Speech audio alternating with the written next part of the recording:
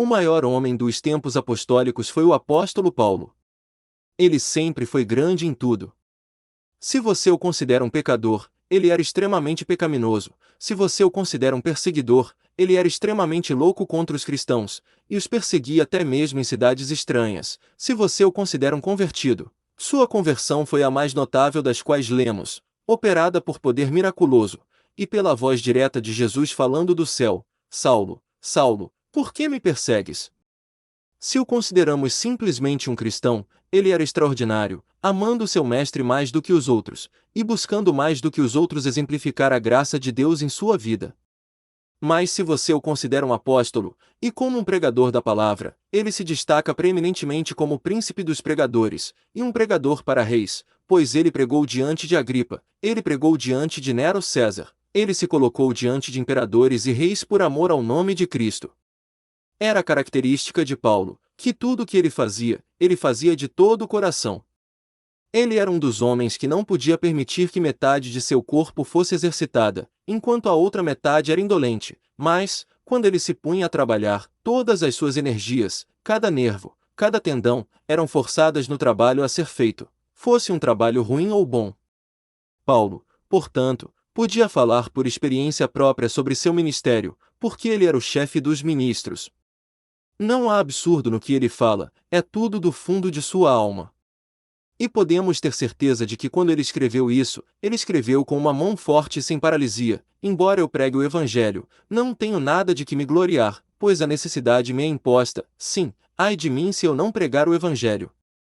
Agora, estas palavras de Paulo, eu confio, são aplicáveis a muitos ministros nos dias atuais, a todos aqueles que são especialmente chamados, que são direcionados pelo impulso interior do Espírito Santo para ocupar a posição de ministros do Evangelho. Ao tentar considerar este versículo, teremos 3 perguntas esta manhã. Primeiro, o que é pregar o Evangelho? Segundo, por que um ministro não tem nada para glorificar? E terceiro, o que é essa necessidade e essa desgraça, da qual está escrito: a necessidade é imposta a mim, sim, ai de mim, se eu não pregar o Evangelho? E a primeira pergunta é: o que é pregar o Evangelho? Há uma variedade de opiniões sobre essa questão, e possivelmente entre meu próprio público, embora eu acredite que somos muito uniformes em nossos sentimentos doutrinários, pode haver 2 ou 3 respostas muito prontas para essa pergunta: o que é pregar o Evangelho? Portanto, tentarei respondê-la eu mesmo de acordo com meu próprio julgamento, se Deus me ajudar, e se não for a resposta correta, vocês têm a liberdade de fornecer uma melhor para vocês mesmos em casa. A primeira resposta que darei à pergunta é esta: pregar o Evangelho é declarar cada doutrina contida na palavra de Deus e dar a cada verdade sua devida proeminência. Os homens podem pregar uma parte do Evangelho, eles podem pregar apenas uma única doutrina dele, e eu não diria que um homem não pregou o Evangelho de forma alguma se ele apenas mantivesse a doutrina da justificação pela fé: pela graça sois salvos, por meio da fé. Eu o classificaria como um ministro do Evangelho, mas não como alguém que pregou todo o Evangelho. Não se pode dizer que nenhum homem prega todo o Evangelho de Deus se ele deixa de fora, consciente e intencionalmente, uma única verdade do Deus bendito. Esta minha observação deve ser muito cortante e deve atingir as consciências de muitos que fazem quase uma questão de princípio esconder certas verdades das pessoas, porque têm medo delas. Em conversa, 1 ou 2 semanas atrás, com um eminente professor, ele me disse: Senhor, sabemos que não devemos pregar a doutrina da eleição, porque ela não visa converter pecadores. Mas, eu disse a ele: quem é o homem que ousa encontrar falhas na verdade de Deus? Você admite, comigo, que é uma verdade, e ainda assim diz que ela não deve ser pregada. Eu não ouso dizer isso. Eu consideraria uma arrogância suprema ter me aventurado a dizer que uma doutrina não deve ser pregada quando Deus todo-sábio achou adequado revelá-la. Além disso, todo o Evangelho tem a intenção de converter pecadores? Existem algumas verdades que Deus abençoa para a conversão de pecadores, mas não há outras porções que foram destinadas ao conforto do santo? E essas não deveriam ser um assunto do ministério do Evangelho, assim como as outras? E devo olhar para uma e desconsiderar a outra? Não, se Deus diz: consolai, consolai, meu povo, se a eleição conforta o povo de Deus, então devo pregá-la. Mas não estou tão certo de que, afinal, essa doutrina não seja calculada para converter pecadores. Pois o grande Jonathan Edwards nos conta que, na maior excitação de um de seus reavivamentos, ele pregou a soberania de Deus na salvação ou condenação do homem, e mostrou que Deus era infinitamente justo se enviasse homens para o inferno. Que ele era infinitamente misericordioso se salvasse alguém, e que tudo era por sua própria graça, e ele disse: não encontrei nenhuma doutrina que causasse mais pensamento, nada entrasse mais profundamente no coração do que a proclamação dessa verdade. O mesmo pode ser dito de outras doutrinas. Há certas verdades na palavra de Deus que estão condenadas ao silêncio. Elas, na verdade, não devem ser proferidas, porque, de acordo com as teorias de certas pessoas, olhando para essas doutrinas, elas não são calculadas para promover certos fins. Mas cabe a mim julgar a verdade de Deus? Devo colocar suas palavras na balança e dizer: isto é bom e aquilo é mau? Devo pegar a Bíblia de Deus, cortá-la e dizer: isto é casca e isto é trigo? Devo rejeitar qualquer verdade e dizer: não ouso pregá-la? Não, Deus me livre. Tudo o que está escrito na palavra de Deus é escrito para nossa instrução, e tudo isso é proveitoso, seja para reprovação, seja para consolação, seja para edificação em retidão. Nenhuma verdade da palavra de Deus deve ser retida, mas cada porção dela deve ser pregada em sua própria ordem adequada. Alguns homens se limitam propositalmente a 4 ou 5 tópicos continuamente. Se você entrar na capela deles, naturalmente esperaria ouvi-los pregando: seja disto, não da vontade da carne, mas da vontade de Deus, ou então, eleitos segundo a presciência de Deus Pai. Você sabe que no momento em que entrar, certamente não ouvirá nada além de eleição e alta doutrina naquele dia.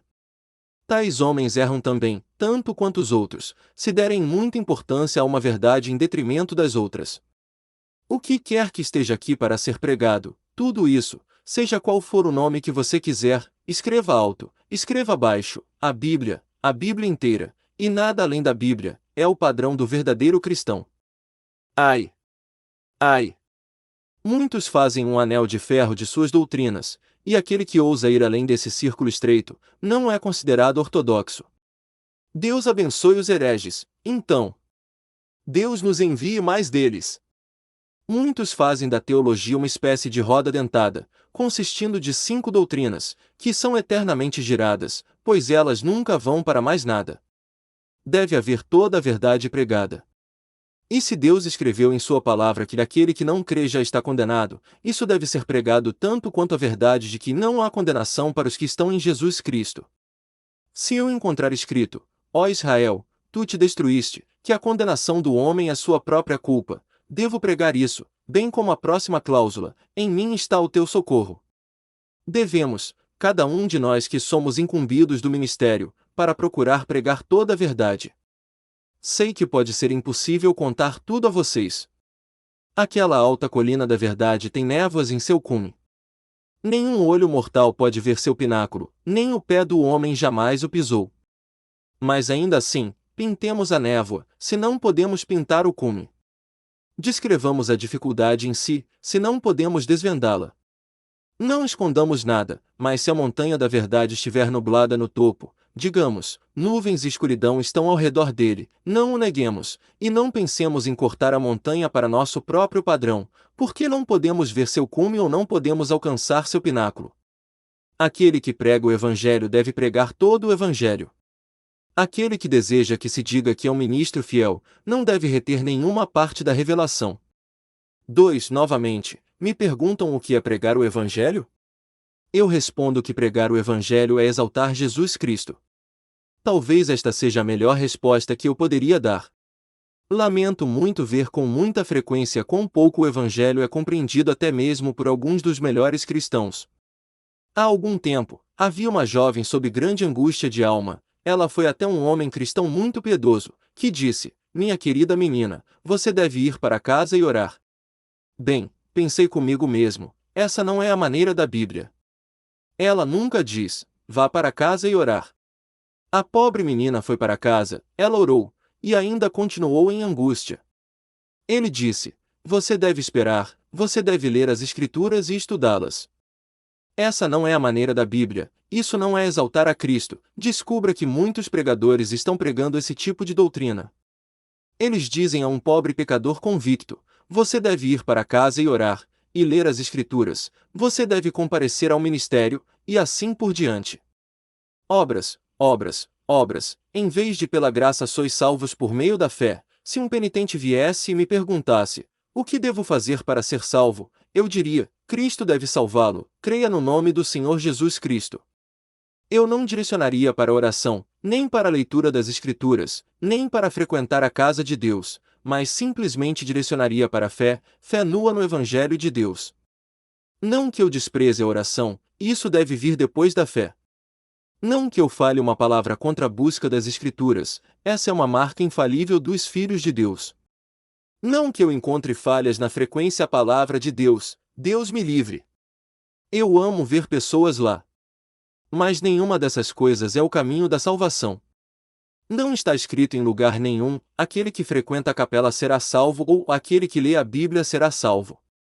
Nem eu leio: aquele que ora e é batizado será salvo, mas aquele que crê, aquele que tem uma fé nua no homem Cristo Jesus, em sua divindade, em sua humanidade, é liberto do pecado.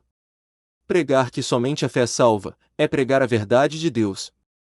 Nem por um momento concederei a qualquer homem o nome de um ministro do Evangelho, se ele pregar qualquer coisa como plano de salvação, exceto a fé em Jesus Cristo. Fé, nada além da fé em seu nome. Mas nós, a maioria de nós, estamos muito confusos em nossas ideias. Temos tanto trabalho armazenado em nosso cérebro, tal ideia de mérito e de fazer, forjada em nossos corações, que é quase impossível para nós pregar a justificação pela fé clara e completamente, e quando fazemos, nosso povo não a receberá. Dizemos a eles: creia no nome do Senhor Jesus Cristo e serás salvo. Mas eles têm uma noção de que a fé é algo tão maravilhoso, tão misterioso, que é completamente impossível que sem fazer outra coisa eles possam obtê-la. Agora, essa fé que une ao Cordeiro é um presente instantâneo de Deus e aquele que crê no Senhor Jesus é salvo naquele momento, sem nada mais. Ah! Meus amigos, não queremos mais Cristo exaltante em nossa pregação, e mais Cristo exaltante em nossa vida? A pobre Maria disse: eles levaram meu Senhor e não sei onde o puseram, e ela poderia dizer isso hoje em dia se pudesse se levantar do túmulo. Oh! Ter um ministério exaltante a Cristo! Oh!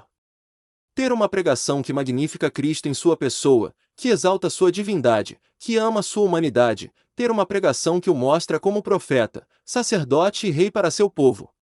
Ter uma pregação pela qual o Espírito manifesta o Filho de Deus a seus filhos, ter uma pregação que diz: olhem para ele e sejam salvos, todos os confins da terra, pregação do Calvário, teologia do Calvário, livros do Calvário, sermões do Calvário. Essas são as coisas que queremos, na proporção em que temos o Calvário exaltado e Cristo magnificado, o Evangelho é pregado em nosso meio. 3. A terceira resposta à pergunta é: pregar o Evangelho é dar a cada classe de caráter o que lhe é devido. Você só deve pregar ao povo querido de Deus, se você subir naquele púlpito, disse um diácono certa vez a um ministro. Disse o ministro: você marcou todos eles no verso, para que eu possa conhecê-los. Qual é o bem desta grande capela se eu só devo pregar ao povo querido de Deus? Eles são poucos o suficiente. O povo querido de Deus pode ser mantido na sacristia. Temos muitos mais aqui além do povo querido de Deus, e como posso ter certeza, se me disserem para pregar apenas ao povo querido de Deus, que outra pessoa não tomará isso para si? Em outro momento, alguém pode dizer: agora, certifique-se de pregar aos pecadores. Se você não pregar aos pecadores esta manhã, você não pregará o Evangelho. Nós só ouviremos você uma vez, e teremos certeza de que você não está certo se não pregar ao pecador esta manhã em particular, neste sermão em particular. Que absurdo, meus amigos!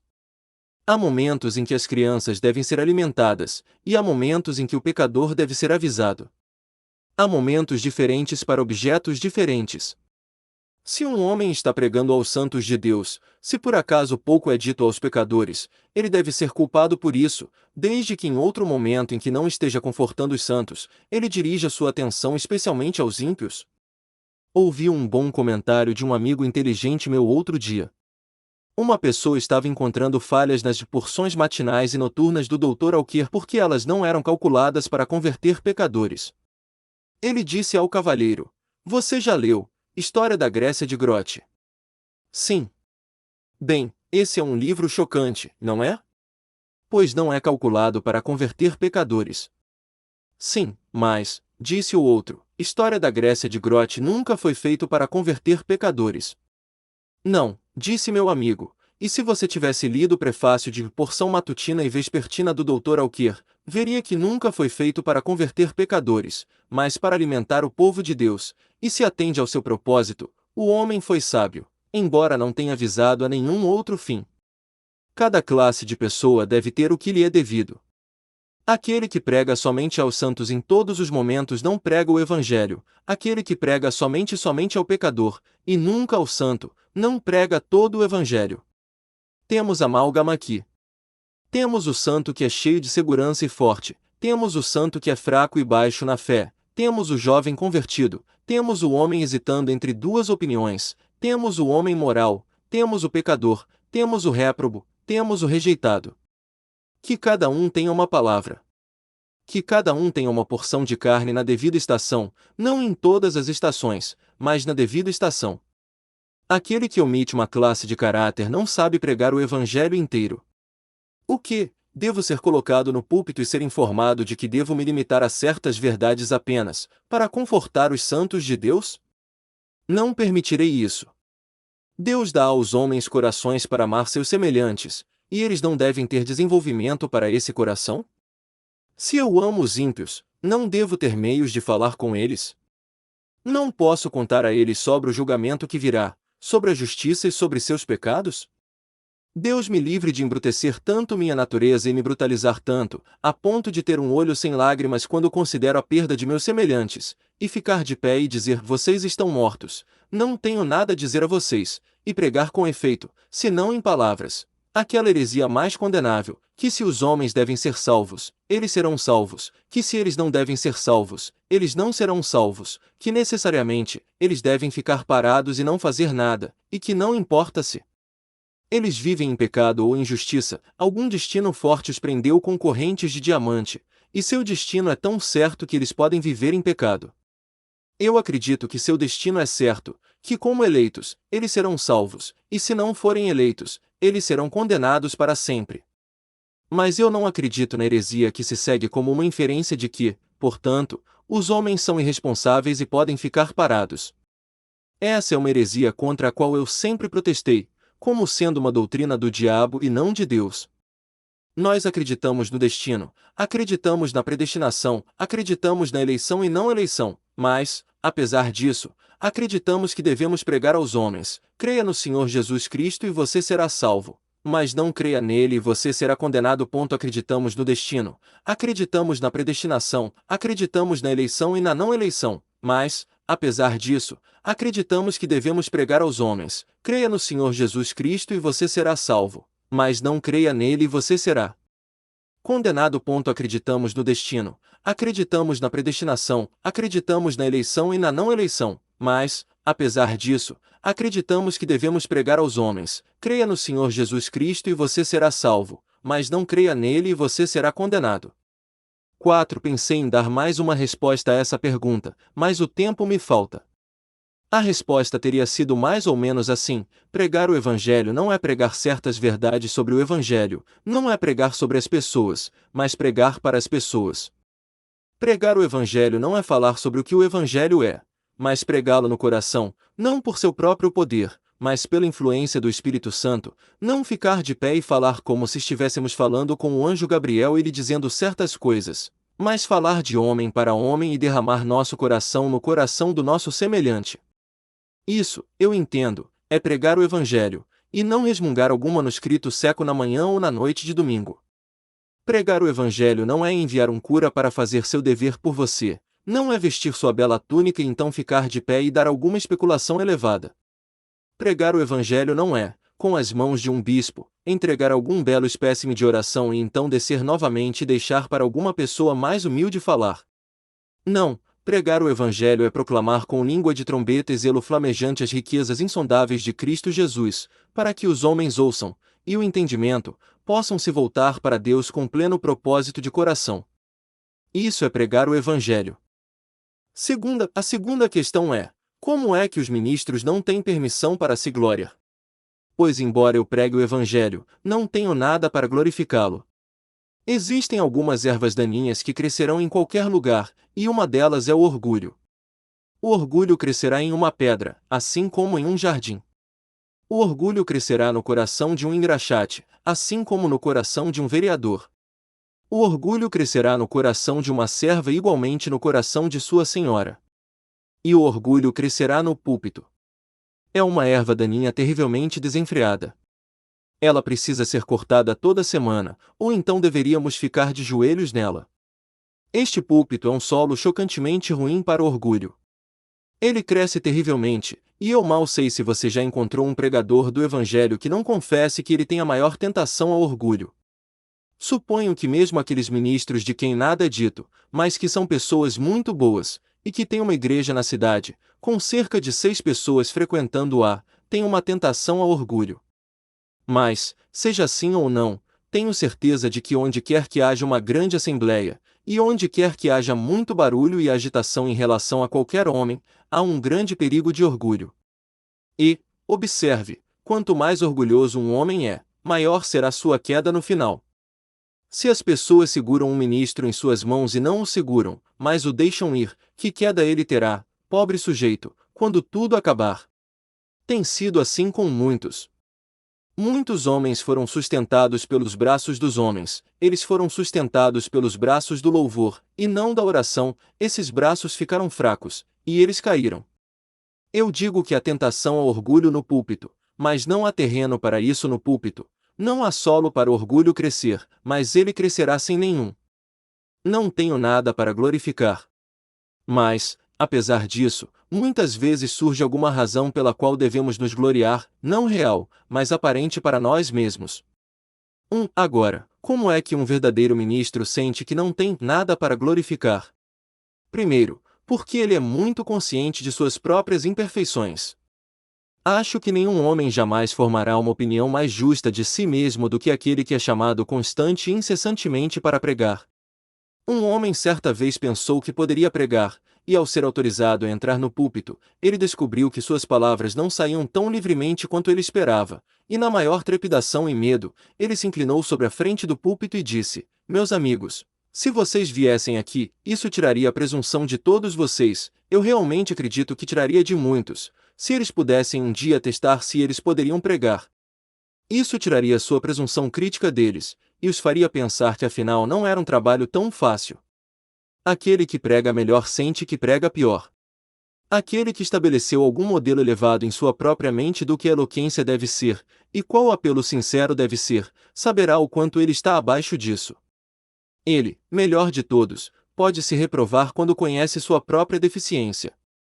Eu não acredito que quando um homem faz uma coisa bem, que, portanto, ele se gloriará nisso. Por outro lado, eu acho que ele será o melhor juiz de suas próprias imperfeições, e as verá mais claramente. Ele sabe o que deveria ser, outros homens não. Eles olham fixamente, e acham maravilhoso, quando ele acha que é maravilhosamente absurdo e se retira imaginando que não fez melhor. Todo verdadeiro ministro sentirá que é deficiente.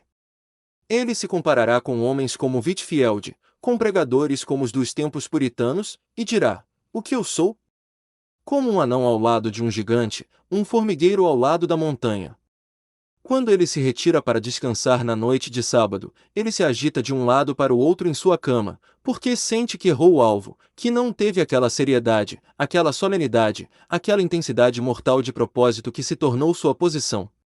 Ele se acusará de não ter se demorado o suficiente neste ponto, ou por ter evitado outro, ou não ter sido explícito o suficiente em algum assunto específico, ou expandido outro demais.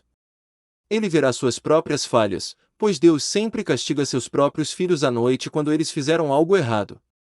Não precisamos que outros nos reprovem, o próprio Deus nos toma em suas mãos. O mais altamente honrado diante de Deus frequentemente se sentirá desonrado em sua própria estima. 2. Novamente, outro meio de nos fazer cessar toda a glória é o fato de que Deus nos lembra que todos os nossos dons são emprestados. E surpreendentemente eu fui lembrado esta manhã dessa grande verdade, que todos os nossos dons são emprestados, ao ler em um jornal o seguinte efeito: na semana passada, o bairro tranquilo de Newtown foi muito perturbado por uma ocorrência que lançou uma tristeza sobre todo o bairro. Um cavalheiro de considerável realização, que ganhou um diploma honroso na universidade, está perturbado há alguns meses. Ele mantinha uma academia para jovens cavalheiros, mas sua insanidade o obrigou a desistir de sua ocupação, e ele viveu sozinho em uma casa no bairro por algum tempo. O senhorio obteve um mandado de expulsão, e sendo necessário algemá-lo, ele foi, por triste má administração, compelido a permanecer nos degraus, exposto ao olhar de uma grande multidão, até que finalmente um veículo chegou, que o levou ao asilo. Um de seus alunos, diz o jornal, é o Sr. Spurgeon. O homem de quem aprendi tudo o que tenho de conhecimento humano, agora se tornou um lunático delirante no asilo. Quando vi isso, senti que podia dobrar meus joelhos com humilde gratidão e agradecer a meu Deus que ainda não havia minha razão cambaleada, ainda não havia partido aqueles poderes. Oh! Quão gratos devemos ser por nossos talentos serem preservados para nós, e que nossa mente não se foi. Nada chegou mais perto e mais perto de mim do que isso. Houve alguém que se esforçou muito comigo, um homem de gênio e habilidade, e ainda assim lá está ele. Quão caído! Quão caído! Quão rapidamente a natureza humana sai de seu alto estado e afunda abaixo do nível dos brutos. Bendito seja Deus, meus amigos, por seus talentos. Agradeça a Ele por sua razão. Agradeça a Ele por seu intelecto. Por mais simples que seja, é o suficiente para você, e se você o perdesse, logo notaria a diferença. Tome cuidado consigo mesmo para não dizer em nada. Esta é a Babilônia que eu edifiquei, pois, lembre-se, tanto a espátula quanto a argamassa devem vir dele. A vida, a voz, o talento, a imaginação, a eloquência, todos são dádivas de Deus, e aquele que tem os maiores dons deve sentir que a Deus pertence o escudo dos poderosos, pois ele deu poder ao seu povo e força aos seus servos. 3. Mais uma resposta a esta pergunta. Outro meio pelo qual Deus preserva seus ministros de se gloriarem é este: ele os faz sentir sua constante dependência do Espírito Santo. Alguns não sentem isso, confesso. Alguns se aventurarão a pregar sem o Espírito de Deus, ou sem suplicar a Ele. Mas acho que nenhum homem, que é realmente comissionado do alto, se aventurará a fazê-lo, sem sentir que precisa do Espírito. Certa vez, enquanto pregava na Escócia, o Espírito de Deus teve o prazer de me abandonar, não consegui falar como normalmente faço. Fui obrigado a dizer ao povo que as rodas da carruagem foram retiradas, e que a carruagem arrastava muito pesadamente. Tenho sentido o benefício disso desde então. Isso me humilhou amargamente, pois eu poderia ter me enfiado em uma casca de noz e me escondido em qualquer canto obscuro da terra. Senti como se não devesse mais falar em nome do Senhor, e então o pensamento veio: ó, tu és uma criatura ingrata, Deus não falou por ti centenas de vezes? E desta vez, quando ele não quis fazê-lo, tu o repreenderás por isso? Não, antes, agradece-lhe, que 100 vezes ele esteve ao teu lado, e, se uma vez ele te abandonou, admira a sua bondade, que assim ele te manteria humilde. Alguns podem imaginar que a falta de estudo me levou a essa condição, mas posso afirmar honestamente que não foi assim. Acho que sou obrigado a me entregar à leitura, e não tentar o espírito com efusões impensadas. Normalmente, considero um dever procurar um sermão do meu mestre e implorar a ele para imprimi-lo em minha mente, mas naquela ocasião, acho que tinha me preparado ainda mais cuidadosamente do que normalmente faço, de modo que o despreparo não foi a razão. O fato simples era este: o vento sopra onde quer, e os ventos nem sempre sopram furacões. Às vezes, os próprios ventos estão parados. E, portanto, se eu descansar no Espírito, não posso esperar que eu sempre sinta seu poder da mesma forma. O que eu poderia fazer sem a influência celestial, pois a isso devo tudo. Por esse pensamento, Deus humilha seus servos.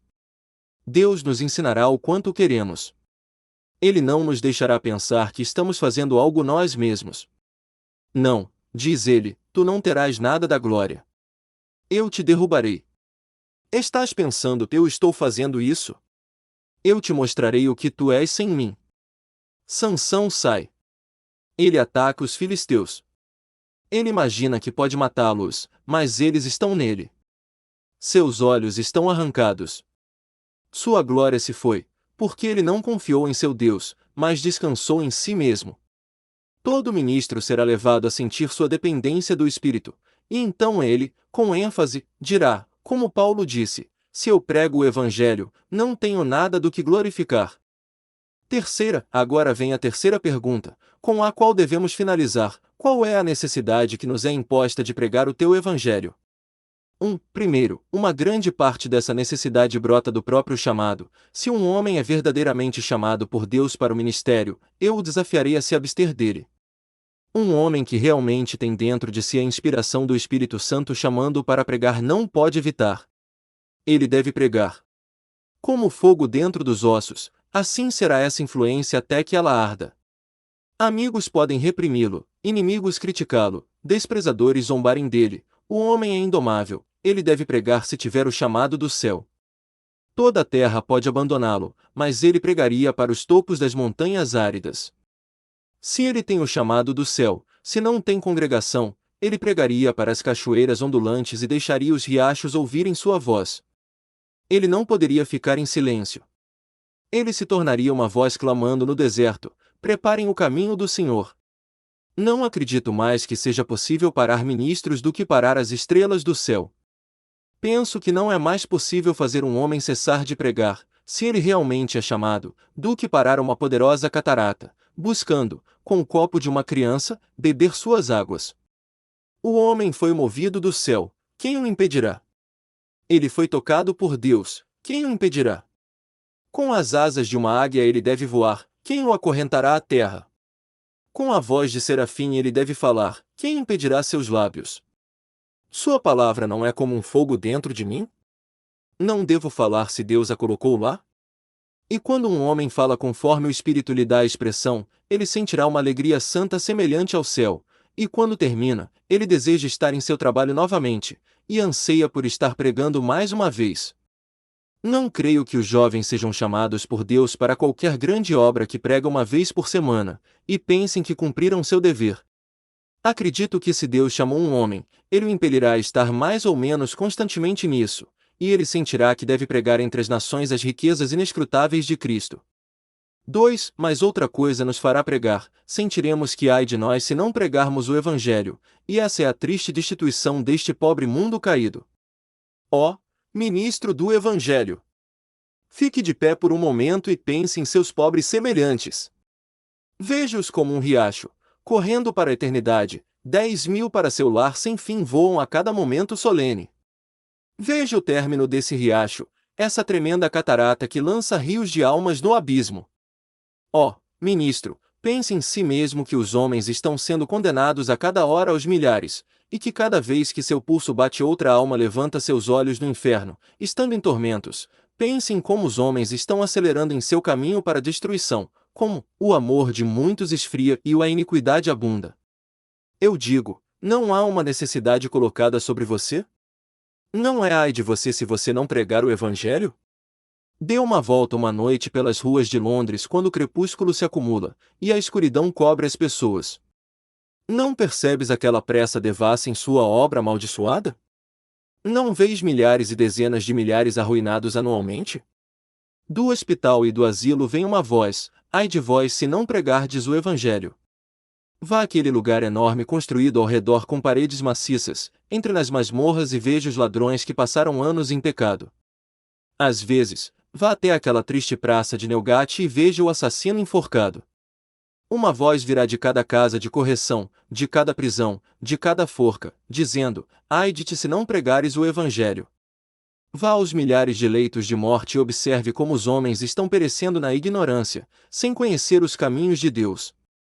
Veja o terror deles enquanto se aproximam de seu juiz, nunca tendo sabido o que era ser salvo, nem mesmo sabendo o caminho, e ao vê-los tremendo diante de seu Criador, ouça uma voz: ministro, ai de ti se não pregares o Evangelho.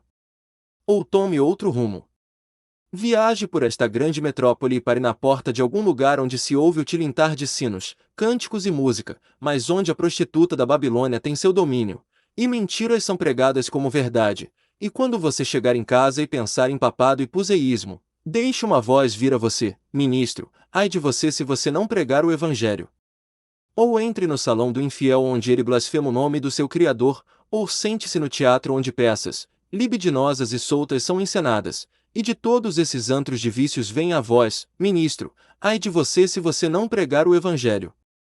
E faça sua última caminhada solene até as câmaras dos perdidos, deixe o abismo do inferno ser visitado, e fique de pé e ouça os gemidos sombrios, os gemidos ocos, e os gritos de fantasmas torturados. Coloque seu ouvido no portão do inferno, e por um momento ouça os gritos e berros misturados de agonia e desespero profundo que emprestarão seu ouvido. E quando você sair daquele lugar triste com aquela música dolorosa ainda te assustando, você ouvirá a voz, ministro. Ministro. Ai de você se não pregar o evangelho. Apenas deixe-nos ter essas coisas diante de nossos olhos, e devemos pregar. Pare de pregar. Pare de pregar.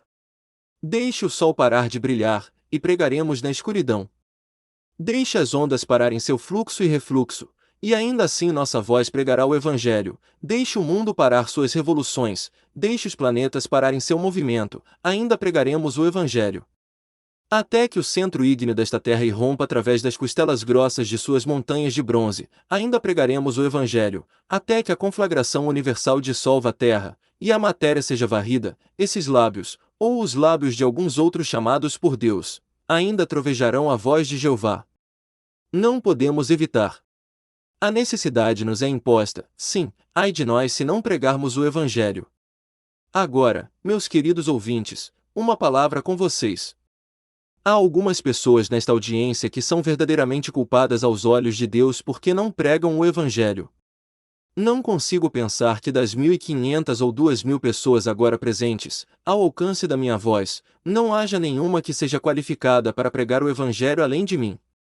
Não tenho uma opinião tão ruim de vocês a ponto de me conceber como superior em intelecto à metade de vocês, ou mesmo no poder de pregar a palavra de Deus, e mesmo supondo que eu fosse, não posso acreditar que tenha uma congregação tal que não haja entre vocês muitos que tenham dons e talentos que os qualifiquem para pregar a palavra.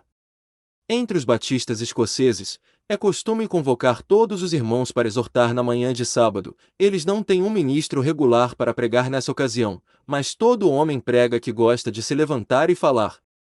Tudo isso é muito bom, só que temo que muitos irmãos não qualificados seriam os maiores oradores, pois é um fato conhecido que homens que têm pouco a dizer geralmente são os que mais falam. E se eu fosse o presidente, diria: irmão, está escrito, fale para edificação. Tenho certeza de que você não edificaria a si mesmo e a sua esposa, é melhor tentar isso primeiro, e se não conseguir, não desperdice nosso precioso tempo. Mas ainda digo, não posso conceber senão que há alguns aqui esta manhã que são flores desperdiçando sua doçura no ar do deserto, joias do mais puro raio sereno, jazendo nas cavernas escuras do esquecimento do oceano. Esta é uma questão muito séria. Se houver algum talento na igreja em Park Street, que seja desenvolvido. Se houver pregadores em minha congregação, que preguem. Muitos ministros fazem questão de verificar os jovens a este respeito. Aqui está minha mão, tal como é, para ajudar qualquer um de vocês se você acha que pode dizer aos pecadores ao redor que querido Salvador você encontrou. Eu gostaria de encontrar dezenas de pregadores entre vocês, oxalá todos os servos do Senhor fossem profetas. Há alguns aqui que deveriam ser profetas, só que eles estão meio com medo. Bem, devemos inventar algum esquema para nos livrar de sua timidez. Não suporto pensar que enquanto o diabo põe todos os seus servos para trabalhar, deve haver um servo de Jesus Cristo dormindo. Jovem, vá para casa e examine a si mesmo, veja quais são suas habilidades, e se você descobrir que tem habilidade, então tente em algum pobre e humilde quarto dizer a uma dúzia de pessoas pobres o que elas devem fazer para serem salvas. Você não precisa aspirar a se tornar absoluta e unicamente dependente do ministério, mas se isso agradar a Deus, até mesmo deseje isso. Aquele que deseja um bispado deseja uma coisa boa. De qualquer forma, procure de alguma forma pregar o Evangelho de Deus. Eu preguei este sermão especialmente porque quero começar um movimento deste lugar que alcance outros. Quero encontrar alguns em minha igreja, se for possível, que preguem o Evangelho. E observe, se você tem talento e poder, ai de você se não pregar o Evangelho. Mas meus amigos, se é ai de nós se não pregarmos o Evangelho, qual é o ai de vocês se ouvirem e não receberem o Evangelho? Que Deus nos dê ambos para escapar desse ai. Que o Evangelho de Deus seja para nós o sabor de vida para a vida, e não de morte para a morte.